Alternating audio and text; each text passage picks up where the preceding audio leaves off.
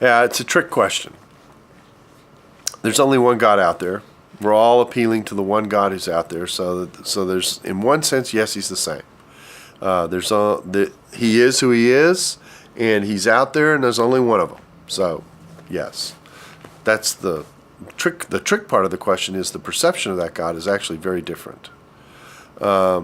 If you compare the way Islam understands God, particularly his characteristics of what I'm going to describe as intense sovereignty, and he's the issue of God's covenant or his relational dimensions to his creation is actually pretty minimized in Islam.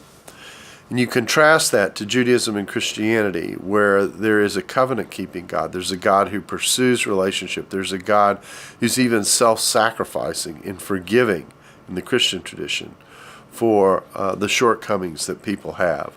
The perceptions of who God is and what motivates and drives him is very different between those monotheistic religions.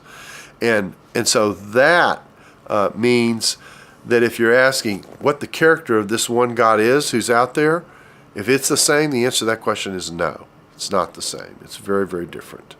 And so that question, which has been in the news, particularly in the last couple of years, I actually think it misses the point of why there is religious dispute. Religious dispute exists, at least among the monotheistic religions, not because they disagree about whether there's one God, but they do disagree on the character of that God and on the character of the human response to that God as well.